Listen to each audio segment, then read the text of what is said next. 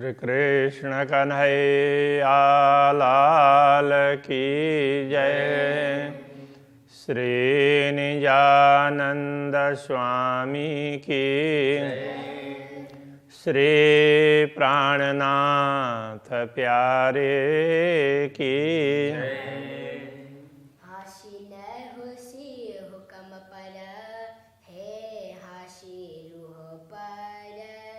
जाको गुनाह पहुँचा खिलवत में, कहे कलाम अल्लाह कहे कलाम अल्लाह कर। श्री कृष्ण कन्हैया लाल की। रसूल मोहम्मद को जब मेराज हुआ तो ऐसा कहते हैं कि उन्होंने कुछ आत्माओं को देखा, उनके लिए उन्होंने कहा ये मोती है। तो उनके मुंह पर ताला देखा। मुंह पर ताला, ऐसे ताला लटका हुआ ऐसा नहीं है, लेकिन किसी के लिए बोलने में बोल देते हैं ना, कोई चुप बैठे हो तो क्यों वो जवाब नहीं दे रहा है, मुंह में ताला लगा रखा है क्या, ऐसा बोलते हैं ना। तो बस इस तरह से मौन थे। तो मौन देख करके तो वो बोलते हैं कि हमने परमात्मा को पूछा तो उन्होंने कहा ये तुम्हारा ही समूह है, तुम इसी में से हो, ये बताया। तो ये चुप क्यों बैठे हैं? तो इन्होंने गलती की है ऐसा बोला। अब इनको लगा कि गलती मतलब अपराध, तो ऐसा दोष तो यहाँ परमात्मा के वहाँ भी अपराध होता है। इस तरह से बहुत से लोगों को इस बात पर संदेह हुआ। हो सकता है जिनको भी अनुभव होता है तो उनकी बातों पर दूसरों को संदेह हो, तो वो क्या बताते हैं, दूसरे क्या समझते हैं, ऐसी बहुत सी बातें होती है।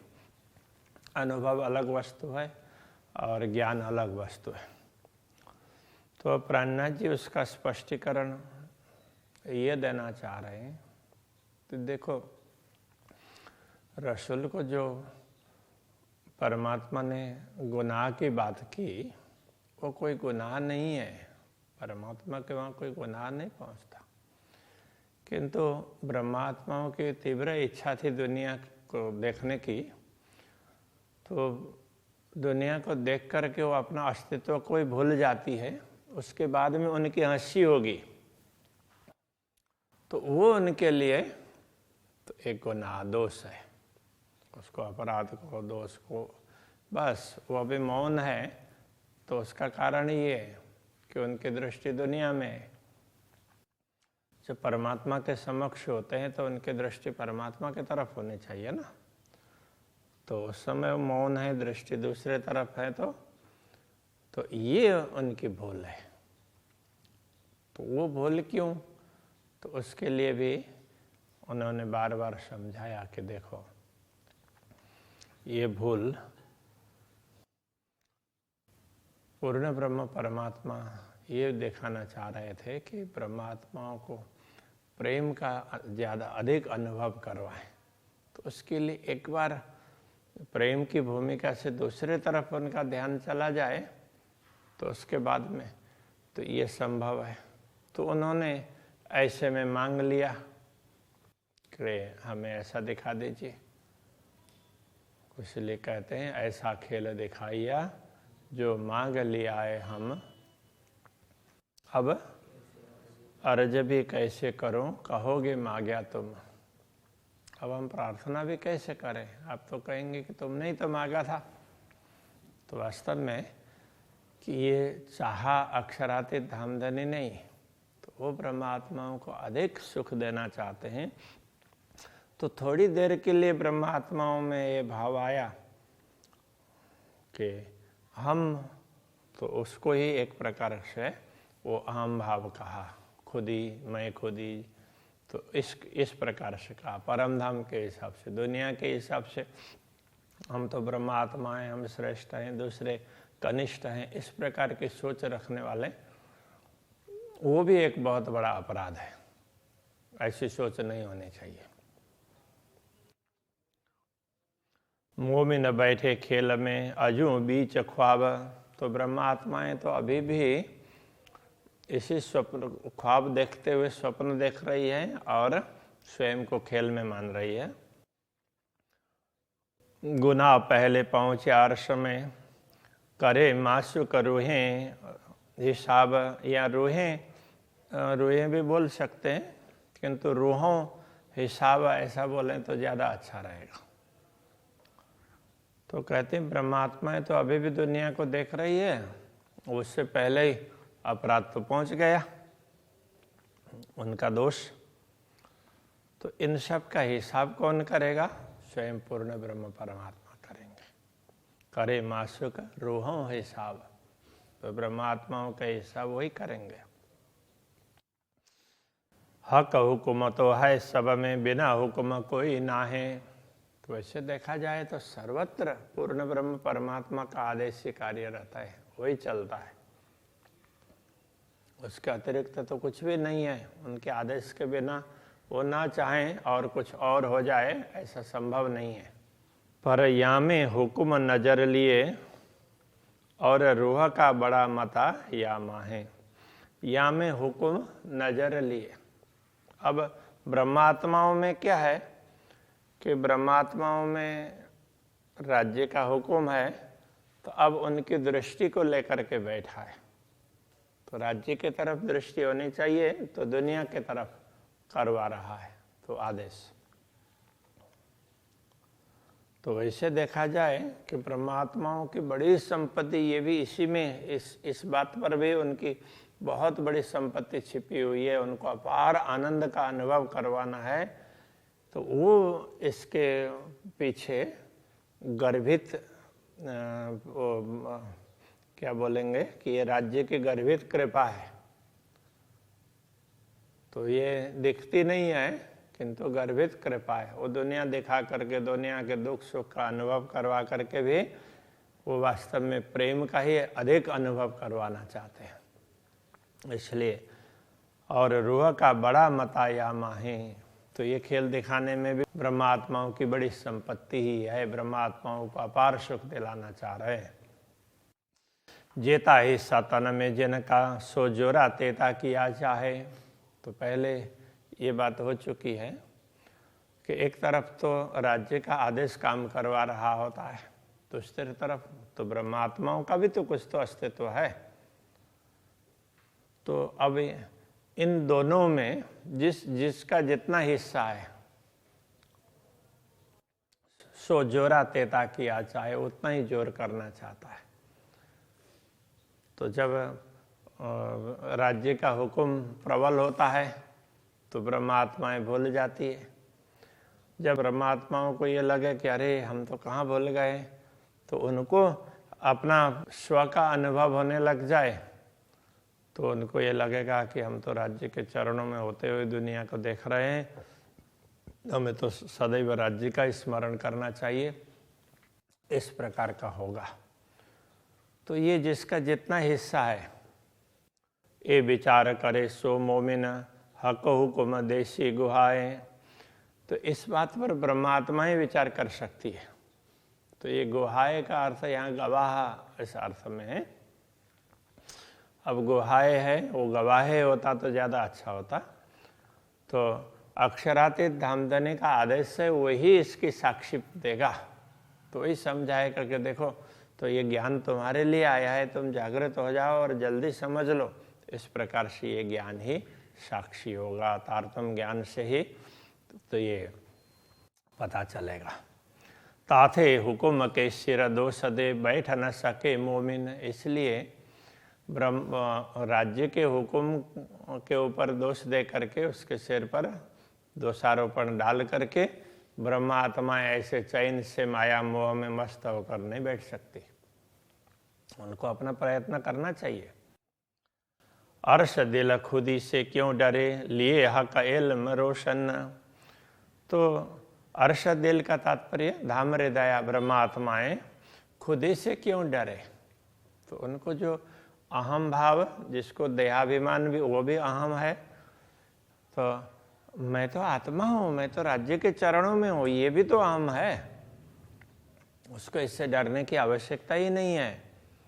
लिए हक इल्म रोशन, जब ब्रह्म ज्ञान से हृदय प्रकाशित हो गया, पता चला कि ये दुनिया तो अक्षरातीत धामधनी ने हमें दिखाई है, तो इतना पता चले अरे हम तो राज्य के चरणों में बैठे हैं, ये ख्याल आ जाएगा ना। तो इसलिए खुद ही से डरने की आवश्यकता ही नहीं है, आत्मा भाव में आना चाहिए। तो अहम भाव यदि हम भूल में हों तो अहम भाव खराब है, देह का अभिमान है वो खराब है। तो आत्मा का अनुभव हो तो मैं तो आत्मा हूँ, हमेशा ये ख्याल होता रहता होगा, तो ये अभिमान, यदि इसको अभिमान भी कहें तो भी ये अच्छा है, इसलिए इससे डरने की आवश्यकता ही नहीं है। गुनाह नूरत जाला मैंने पहुँचा रूहों का जित। तो यदि कते परंपरा के अनुसार देखें तो कहते हैं कि नूर तजल्ला में, अक्षरातीत परमधाम में, तो ब्रह्मात्माओं का गुनाह, अपराध पहुंच गया। तो ऐसे तो अपराध तो पहुंचता ही नहीं, परमधाम में तो अपराध होता ही नहीं है, कोई ऐसे कुछ भी नहीं होता है।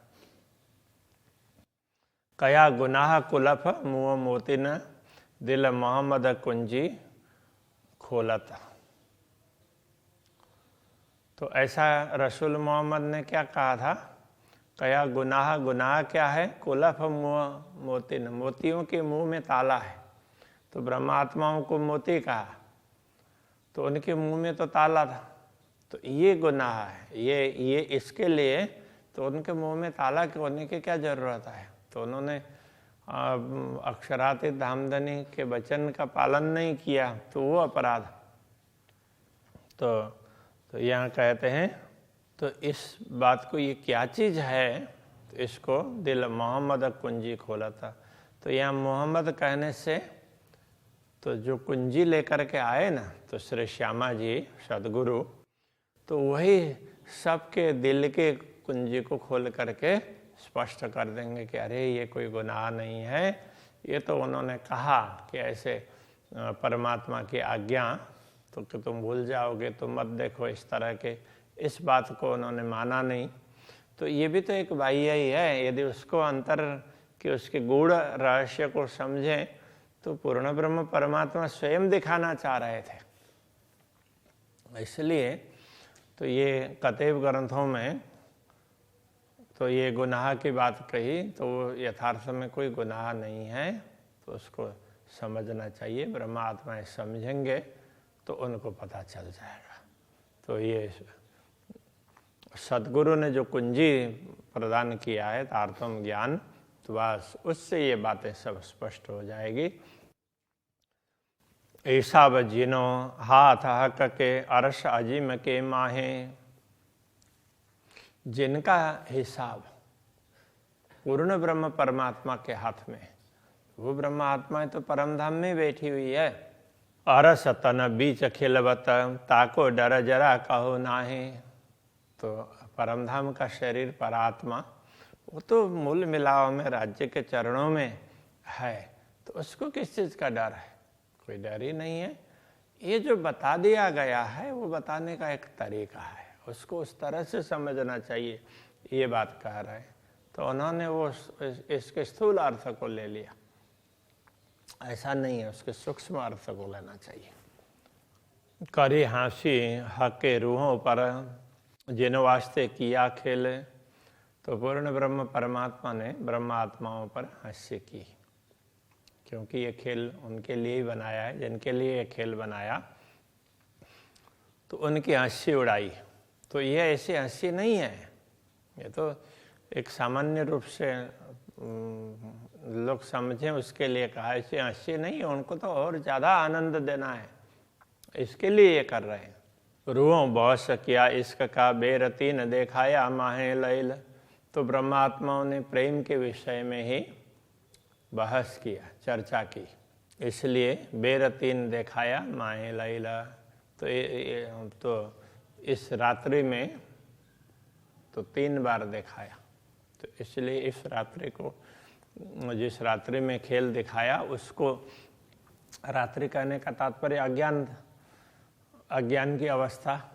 तो ये तीनों अवस्थाएं हैं वो श्रेष्ठ हैं, ऐसा कहा। इसलिए उसको कतई ग्रंथों में लैलतुल कद्र का कद्र करना चाहिए, आदर देना चाहिए, ऐसा ये ऐसी रात्रि है, इस प्रकार से कहा। हक आगू कहे मोहम्मद मोए अर्श में बिना उमत। तो मोहम्मद ने परमात्मा के आगे कहा कि मुझे अपने आत्माओं के बिना तो मुझे अच्छा ही नहीं लगेगा। जब उनका ध्यान ही दुनिया में है तो मुझे कैसे अच्छा लगेगा। इस प्रकार की बात कही, ऐसा करके यहाँ कह रहे हैं। अब किस रूप में कहा है ये मालूम नहीं है, तो उसको ऐसे समझना चाहिए, ये कहना चाह रहे हैं प्राणनाथ जी। हके दिया प्याला मेहर कर। तो उन्होंने तो उन पर कृपा करके प्याला भी दिया प्रेम का, किंतु कहे मोए मीठा न लागे शरबत। मुझे तो ये मीठा, इसमें कुछ मिठास ही नहीं आ रहा है। इस प्रकार से तो मोहम्मद को लगा कि जब मेरी आत्मा है तो यहाँ ये रसूल की बात नहीं है।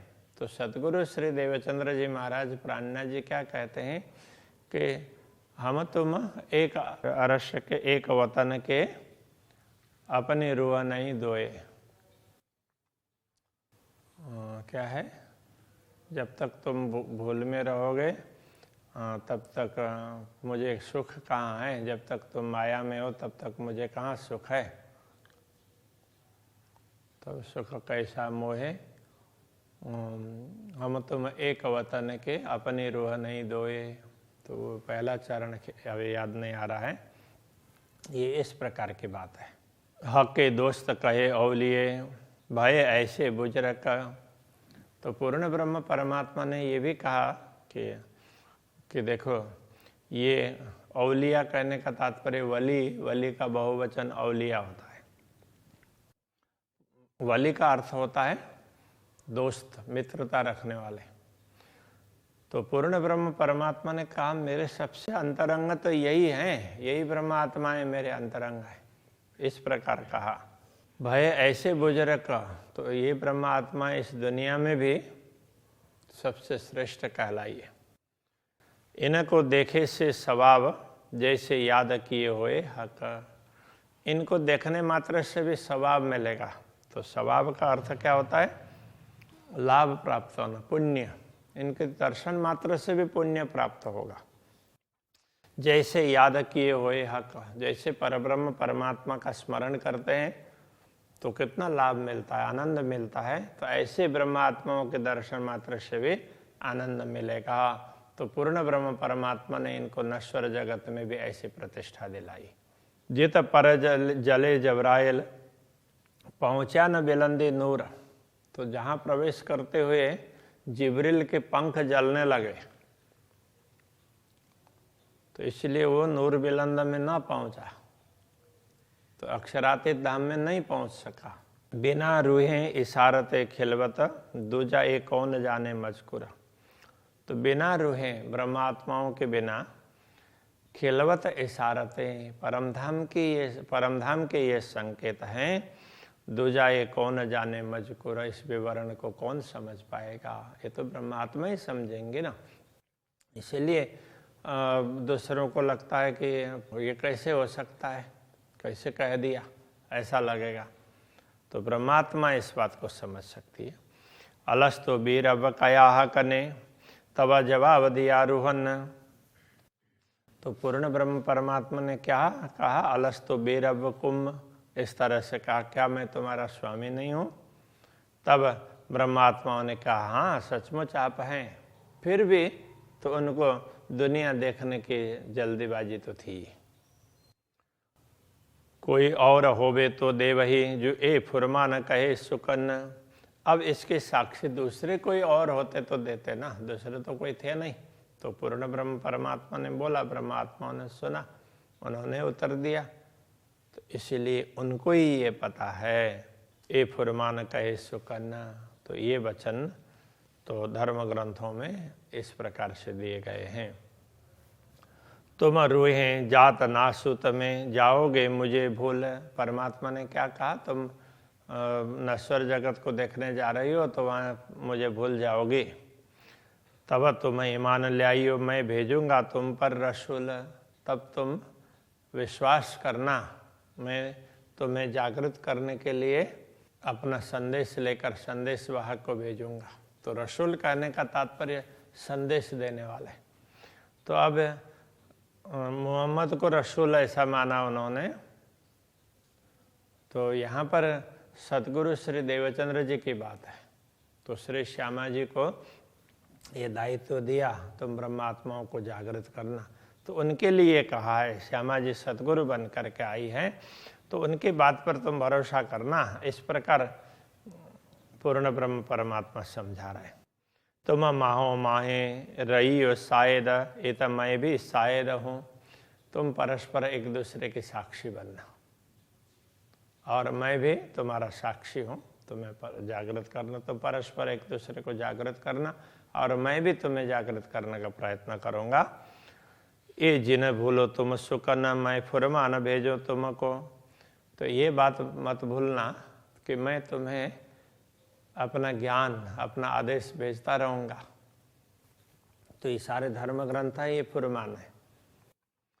और शायद किए हैं फिरस्ते, सो भी देवेंगे शायद ही। तुम्हारे लिए ईश्वरी सृष्टि को भी साक्षी बना देते हैं, वो भी साक्षी देंगे। सो रसूल याद है देसी तुम्हें, जो मेरे आगू हुई इत की। तो मैं जिसको संदेश लेकर के भेजूंगा, तो वो यह जो बात होगी, परमधाम की जो बातें, वो सारी बातों को साक्षी दे करके समझाएंगे। मेरे सामने अभी जो बात चल रही है, इसकी साक्षी भी देंगे, ये कहना चाह रहे हैं। ऐसी बढ़ाई औलियों हाके अपने मुख दे। इन जिनको कुरान में, हदीस में औलिया कहा है, ऐसी ब्रह्म आत्माओं की बढ़ाई, उनकी महिमा इस प्रकार का बताई है। स्वयं परमात्मा ने उनका महत्व समझाया। और ये भी कहा, कोई या को न जाने मुझ बिना। तो मेरे बिना दूसरा तो इनको कोई पहचानता ही नहीं, किसी को पता ही नहीं है इनके विषय में, मैं ही जानता हूँ इनको। मैं छिपाए तले कबाए, मैंने उनको कबाए के नीचे छिपाया है। तो ये कबा का तात्पर्य, तो उसको वो एक प्रकार से जामा। तो जामा, अभी जो जामा पहनते हैं वो दूसरे टाइप के होंगे, तो पुराने समय में दूसरे प्रकार के। अभी जिसको घाघरा बोलते हैं, बहुत लंबा घेरा होता है, वो खोलेंगे तो बहुत लंबा हो जाएगा। तो उस तरह से मैं तो इससे छुपा करके रखूँगा, उसको कबाए तले ऐसा कहा। तो ऐसे जामे से ढक करके नहीं है, लेकिन कहने का तात्पर्य है, मैं तो बस इनको इतने नज़दीक रखूँगा ऐसा कहा। तो मैं ही तो इनका संरक्षण करता हूँ, तो मुझे ही इनके विषय में पता है, इस प्रकार से समझाया है। तो इस बात को समझना चाहिए, ये कहना चाह रहे हैं। अभी यहीं रखते हैं। श्री कृष्ण कन्हैया लाल की।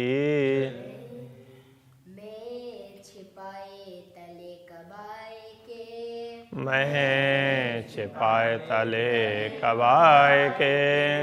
ऐसी बड़ाई ओलियो, ऐसी बड़ाई औलियों, हके अपने मुख दे। हके अपने मुख दे। या को न जाने मुझ बिना, सोई को न जाने मुझ बिना।